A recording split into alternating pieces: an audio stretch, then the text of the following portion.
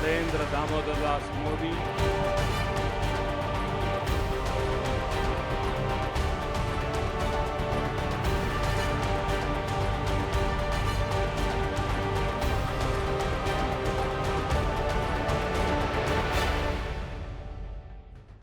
इस वक्त हमारे देश में वन नेशन वन इलेक्शन की चर्चा जोरों पर है। कयास लगाए जा रहे हैं कि जल्द ही इस विधेयक पर मुहर लग जाएगी। क्या साल 2029 में देश भर में एक साथ चुनाव कराए जाएंगे? क्या संविधान में इसके लिए संशोधन किया जाएगा? क्या राज्यों की सरकार का कार्यकाल बढ़ जाएगा? इन सभी सवालों का जवाब हम लेकर आए हैं। नमस्कार, मैं हूं पूनम ऋतुसेन और आप देख रहे हैं हमारी खास पेशकश वन नेशन वन इलेक्शन, क्या बदलेगी तस्वीर। इस विषय पर विस्तार से हम बातचीत करेंगे, एक्सपर्ट्स की राय भी लेंगे, लेकिन उससे पहले देखिए हमारी एक खास रिपोर्ट।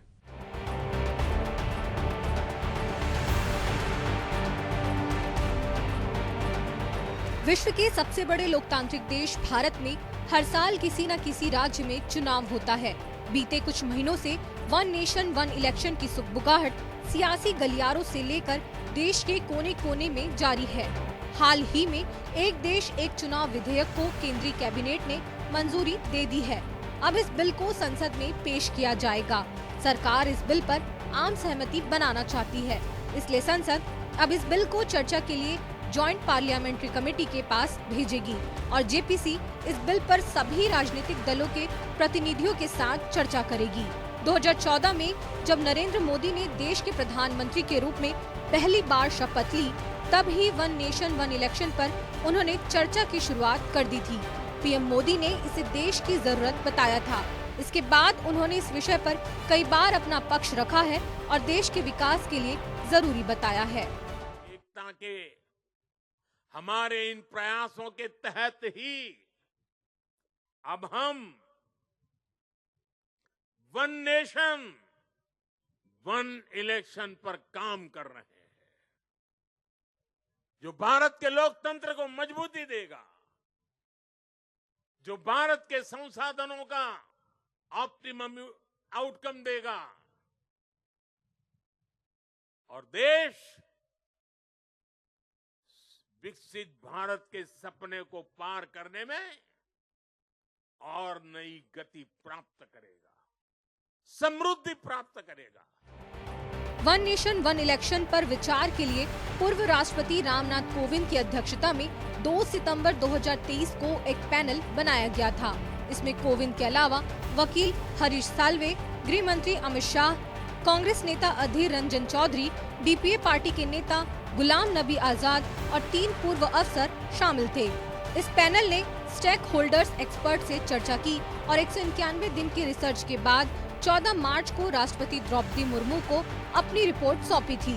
कोविंद कमेटी ने इस रिपोर्ट को तैयार करने के लिए अन्य देशों के चुनाव का तुलनात्मक अध्ययन किया और हमारे देश के वर्तमान और भविष्य की चुनावी संभावनाओं को तलाशते हुए लोकसभा, राज्य विधानसभा और स्थानीय निकाय चुनावों को चरणबद्ध तरीके से एक साथ कराने का प्रस्ताव दिया।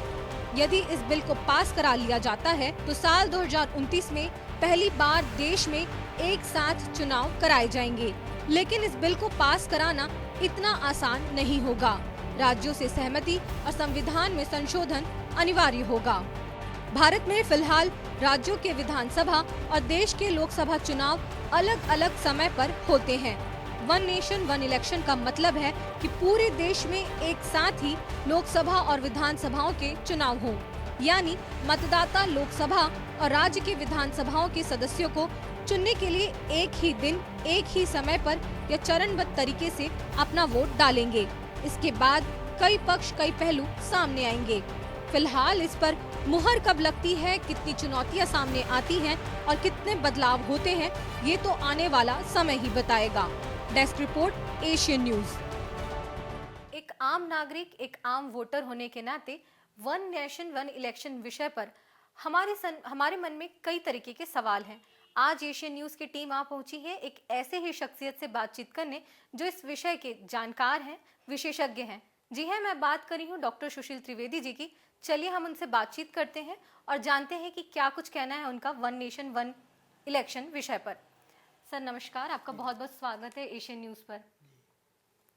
सर, सबसे पहला मेरा सवाल तो यही है कि वन नेशन वन इलेक्शन की जो चर्चा हो रही है, इस विषय पर आज के डेट में प्रासंगिकता क्या है?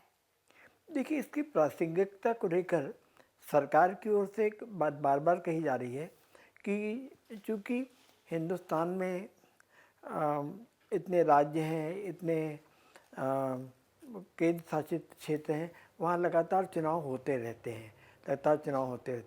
इन चुनाव होते रहने के कारण जो प्रशासनिक प्रक्रिया है, जो विकास की प्रक्रिया है, जो कल्याण के कार्यक्रम हैं, उनके क्रियान्वयन में बाधा आती है। सबसे पहला तो यही है। दूसरा, साल भर चुनाव की प्रक्रिया चलने के कारण प्रशासनिक कार्य में भी बाधा आती है। दूसरा बड़ा है कि लगातार चुनाव होने के कारण खर्चे बहुत ज़्यादा हो रहे हैं और इसलिए राजनीतिक दलों को और शासन को दोनों को ही ऐसा लगता है कि मुख्य काम चुनाव कराना हो गया है और इस कारण लग रहा था कि देश में एक साथ चुनाव होने चाहिए। अब उसमें दो बातें हैं। पहला तो लोकसभा और विधानसभा का चुनाव एक साथ कराना। दूसरा, पंचायत और नगर पालिकाओं के चुनाव कराना। फिर एक बात ये भी आती है कि लोकसभा विधानसभा के चुनाव एक साथ कराया जाए, पंचायत नगर पालिका के चुनाव कराया जाए, या फिर ये चारों चुनाव एक साथ कराए जाएं। इस पर लेकर काफ़ी बातचीत होती रही है। जो यही है कि ये जो 4 लोकतांत्रिक बड़ी संस्थाएं हैं, इन संस्थाओं के लगातार चुनाव होने के कारण प्रशासनिक बाधा उपस्थित होती है, विकास कार्यक्रम क्रियान्वयन में बाधा आती है, कल्याण कार्यक्रमों में बाधा आती है और व्यय भार बहुत बढ़ता चला जा रहा है और पैरामिलिट्री फोर्सेस का इसमें लगे रहने के कारण उनके डिप्लॉयमेंट पर जो दूसरी बाधाएं उपस्थित होती, ये सारे कारण बार बार बताए जा रहे हैं। सर, जितना मैंने इस विषय के बारे में पढ़ा और समझा है, साल 1951-52 में जब पहली बार आम चुनाव हुए थे, 22 राज्यों की विधानसभा का चुनाव एक साथ कराया गया था। उस समय करीबन 17 करोड़ जनसंख्या थी। अभी की अगर मैं बात करूं तो 100 करोड़ से अधिक की जनसंख्या हो चुकी है हमारे देश में। तो क्या ये प्रैक्टिकली संभव है, वन नेशन वन इलेक्शन? देखिए, प्रैक्टिकली संभव, आपने खुद ही जवाब दिया। सिर्फ 51 नहीं, उसका 57 में भी हुए थे। फिर 62 में भी लगभग हो गए थे। पर 57 के चुनाव के बाद पहली बार जब केरल की कम्युनिस्ट सरकार को भंग किया गया और वहाँ पे राष्ट्रपति शासन लगाया गया, तो राष्ट्रपति शासन लगाए जाने के वहाँ पर चुनाव कराए गए। तो इससे एक जो प्रक्रिया भंग हुई कि लोकसभा और विधानसभा, सारी विधानसभाओं के चुनाव एक साथ होते थे, वो प्रक्रिया भंग होना शुरू हुई। और देश में फिर क्या हुआ कि धीरे धीरे कुछ राज्यों में सरकारें गिरती जाने के कारण वहाँ पे फिर से चुनाव कराए जाने लगे। और विशेष करके 62 के बाद और 67 के बाद जब देश में आयाराम गयाराम की प्रवृत्ति अर्थात दल बदलने की प्रवृत्तियाँ बढ़ने लगी, तो सरकारें गिरने लगी तो फिर होने लगा कि उनके चुनाव बाद में होने लगे। अब ये हो गया है कि देश में मुश्किल से 4 या 5 राज्यों के चुनाव होते हैं जो लोकसभा के साथ होते हैं, बाकी तो देश भर में जो 29 राज्य हैं उनके सब अलग अलग ही होते हैं। जी हाँ। सर, अगर संविधान में इसके लिए अभी जैसा कि हम बोल रहे हैं कि बिल पेश किया गया है और अगर ये पास हो जाता है संसद की ओर से, तो क्या कुछ चुनौतियां इस वक्त रहेगी हमारे सामने? देखिए सर, 3-4 बड़ी बातें हैं। 3-4 बड़ी बातें हैं। पहला तो जिस बात की ओर अभी आपने इंगित किया और जिस पर हम चर्चा कर रहे थे कि इस समय देश के जो राज्य हैं, हर राज्य की विधानसभा का 5 साल का कार्यकाल अलग चल रहा है। मुश्किल से 4-5 राज्य ऐसे होते हैं जहाँ एक साथ चुनाव होते हैं, अन्यथा साल भर चुनाव होते रहते हैं। तो अभी हाल में जिनके चुनाव कराए गए हैं और जिनके चुनाव होने बाकी हैं, इस संविधान संशोधन के द्वारा ये प्रस्ताव किया जा रहा है कि लोकसभा का चुनाव हो जाने के बाद राष्ट्रपति एक तिथि घोषित करेंगे जो मानी जाएगी कि लोकसभा के सम्मेलन की पहली तारीख है और उसको माना जाएगा कि 5 साल का कार्यकाल यहाँ शुरू होता है। तो उस एक तिथि को जो भी तिथि बनी उस तिथि के बनने के बाद ये होगा कि भारत में कुछ ऐसे राज्य होंगे जिनका कार्यकाल समाप्त होने वाला होगा कुछ समय बाद और कुछ बड़े लंबे समय बाद। तो इन सारे राज्यों के कार्यकाल को सिंक्रोनाइज करना अर्थात समन्वित करना एक बड़ा, किसी के 4 साल हुए होंगे, किसी के 3 साल हुए होंगे, किसी के 1 साल ही हुआ होगा, है ना। इसलिए इसको सिंक्रोनाइज करना, तो इसके लिए ही संविधान में ये प्रावधान किया जा रहा है ना, कि अब जब चुनाव होंगे तो ये होगा कि अगर कहीं सरकार गिरती है तो बचे हुए कार्यकाल के लिए ही चुनाव होगा। अभी क्या होता है कि जब सरकार गिरी तो उसके बाद जब चुनाव होते हैं, मध्यावधि चुनाव होते हैं, 5 साल के लिए होते हैं। और इसी कारण पूरे देश भर में हमारे जो राज्य हैं, 28-29 राज्य, उन राज्यों के कार्यकाल अलग अलग हो गए। और फिर अभी हम जानते हैं कि जो केंद्र शासित क्षेत्र हैं, उन केंद्र शासित क्षेत्रों की विधानसभाओं का भी कार्यकाल अलग हो गया है। दिल्ली का अलग है, जम्मू कश्मीर का अलग है ना, तो अलग अलग हो जाता है। सर, हम दर्शकों से को अगर बताना चाहें तो किस तरीके के संवैधानिक संशोधन इसमें किए जाएंगे? अभी जो संविधान संशोधन का बिल आ रहा है उसमें तो पहला तो बिल यही लाया जा रहा है कि सबसे महत्वपूर्ण ये है, सबसे महत्वपूर्ण मानता हूँ कि पूरे देश भर में लोकसभा और विधानसभाओं का कार्यकाल एक होगा। अर्थात लोकसभा के चुनाव होने के बाद भारत के राष्ट्रपति एक तिथि घोषित करेंगे जो लोकसभा के सम्मेलन का पहला दिनांक होगा और उस तारीख से ही 5 साल का कार्यकाल माना जाएगा।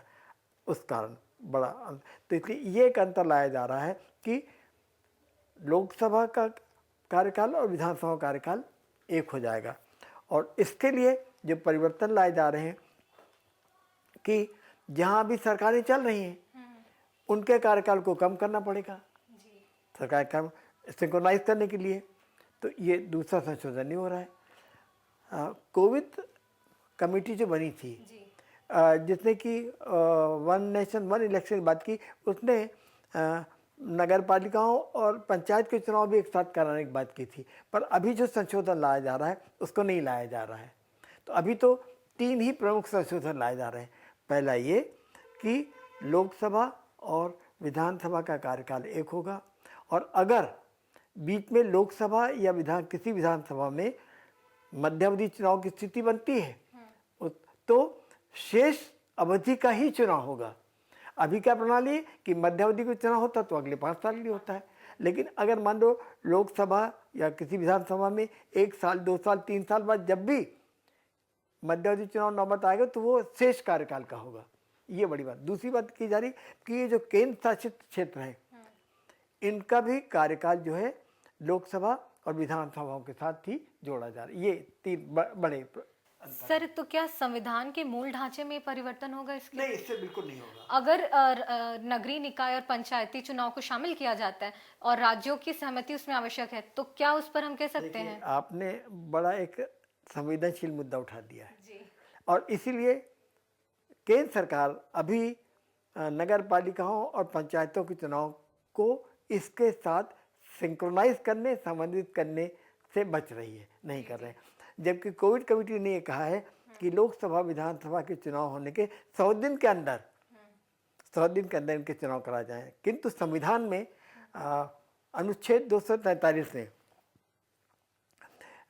नगर पालिकाओं और पंचायतों के चुनाव कराने का अधिकार राज्य को दिया गया है। अर्थात उसमें अगर परिवर्तन करते हैं तो राज्यों की सहमति आवश्यक हो जाती है। राज्यों की सहमति आवश्यक प्राप्त करना थोड़ा सा कठिन काम है। इसलिए भारत सरकार अभी इस बात से बच रही है पंचायतों और नगर पालिकाओं के चुनाव को लोकसभा और विधानसभा चुनाव के साथ सिंक्रोनाइज कराने से। एक देश एक चुनाव तो सही मायनों में तभी हो पाएगा जब सारे चुनाव एक साथ हों। तो क्या आपका विचार क्या है इस पर? इसे शामिल किया जाना चाहिए?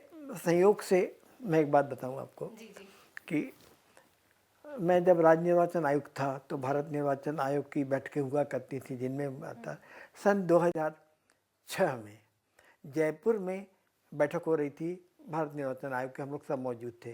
तब तत्कालीन भारत के उपराष्ट्रपति भैरों सिंह शेखावत आए थे और उन्होंने अपने वक्तव्य में निर्वाचन आयुक्तों के समय ने कहा, तब ये बात कही थी कि एक देश में एक चुनाव होना चाहिए था, एक चुनाव होना चाहिए था। पर जो सबसे बड़ी समस्या लगातार आ रही है वह ये कि हम जानते हैं कि पंचायतों, नगर पालिकाओं, विधानसभा और लोकसभा के सबकी मतदाता सूची अलग अलग है। एक देश एक चुनाव का अर्थ होगा कि एक मतदाता सूची हो। एक मतदाता सूची बनाना थोड़ा सा जटिल काम है। इस जटिलता पार करना, खैर अब चूंकि 2006 के बाद 26 से 20 साल में कंप्यूटर साइंस ने और आर्टिफिशियल इंटेलिजेंस ने इतना ज़्यादा विकास कर लिया है, तो मुझे को लगता है कि कोई ना कोई रास्ता निकल गया होगा।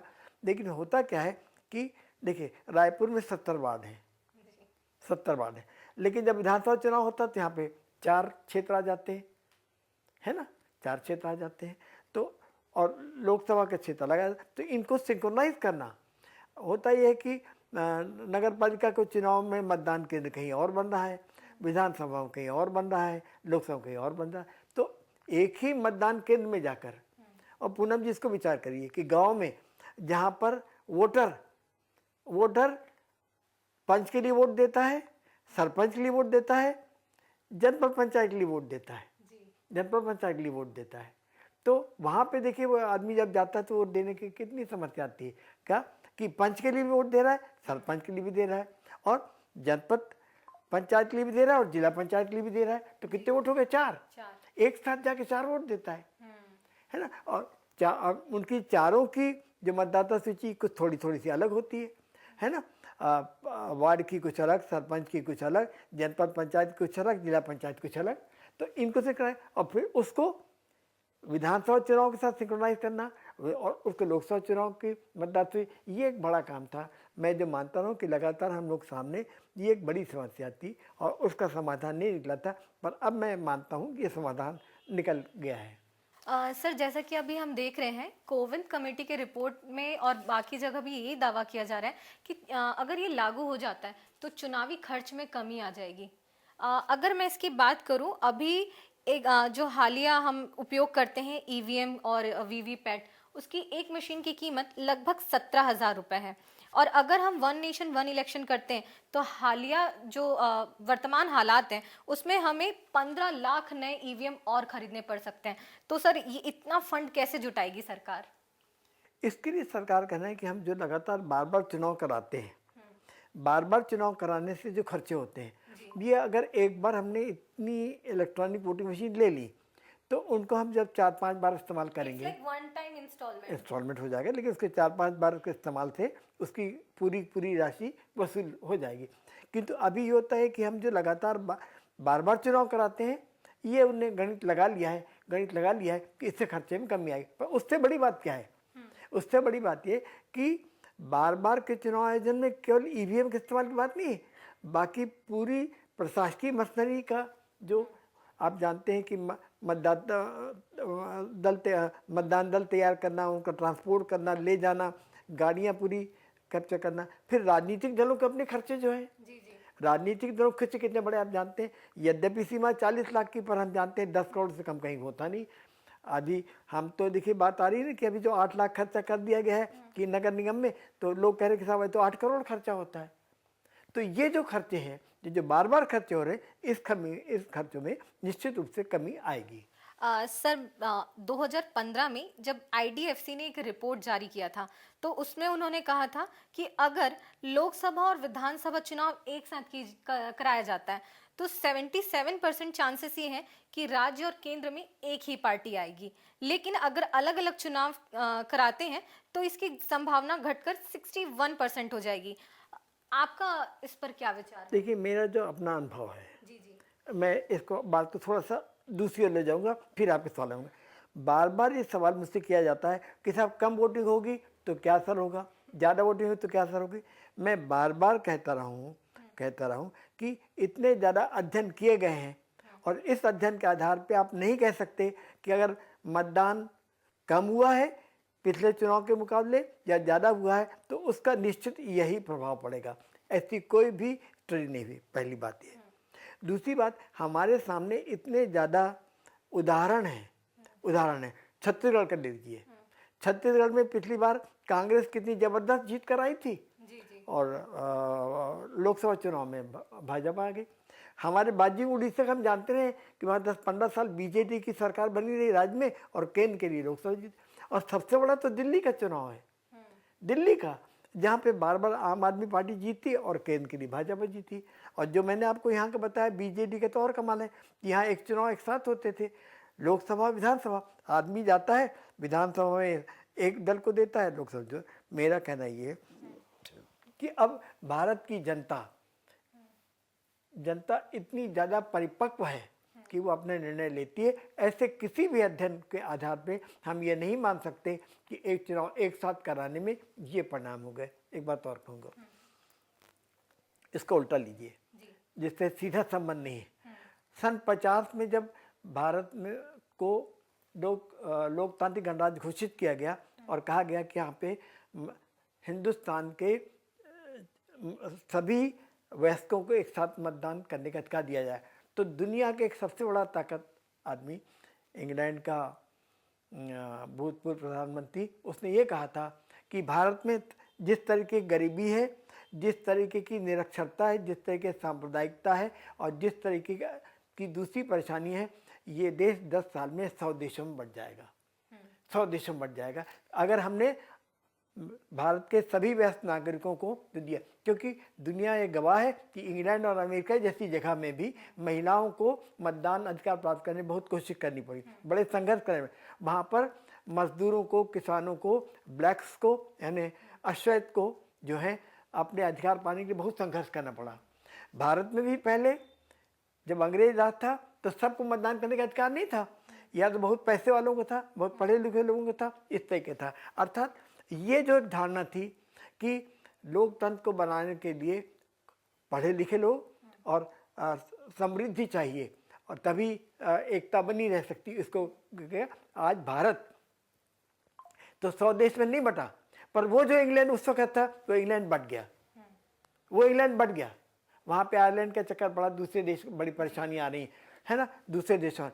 मैं फिर कहना चाहता हूँ कि इस तरीके के किसी भी अध्ययन को हम अंतिम नहीं मान सकते, क्योंकि हमारा जो नागरिक है वो अपनी बुद्धिमत्ता का परिचय लगातार देता। साक्षरता मुश्किल से 10 या 11% थी, तब भी हमारा व्यक्ति बुद्धिमान था, और आज साक्षरता जब 74% है तब भी बुद्धिमान है। उसकी राजनीतिक बुद्धि में हम किसी प्रकार का कोई प्रश्न नहीं लगा सकते कि अगर दोनों केंद्र लोकसभा राज्यसभा के लिए, लोकसभा विधानसभा के लिए एक साथ वोटिंग होगी तो ऐसा मतदान करेगा और ऐसा नहीं करेगा। उसकी बुद्धि को इस तरीके से किसी भी प्रकार से पूर्वापेक्षा करना, ये घोषित करना ऐसा होगा, ये मैं सही नहीं मानता। अर्थात लोकसभा के चुनाव, विधानसभा के चुनाव एक साथ हों या अलग अलग हों, मतदाता अपना निर्णय स्वयं लेता है। वो गांव में कुछ दूसरा निर्णय लेगा, शहर में कुछ दूसरा निर्णय लेगा, विधानसभा को दूसरा निर्णय लेगा, लोकसभा को दूसरा निर्णय। उसके सामने वो इतना परिपक्व है, इतना बुद्धिमान है विजडम पे।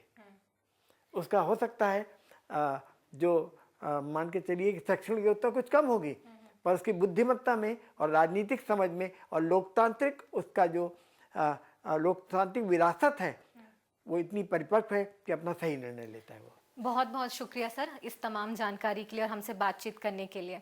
तो ये थे डॉक्टर सुशील त्रिवेदी, जिन्होंने मुखर रूप से, प्रखर रूप से अपनी बातें रखी और हमारे साथ अपनी विशेषज्ञता जो है इस क्षेत्र में उनकी वो साझा की।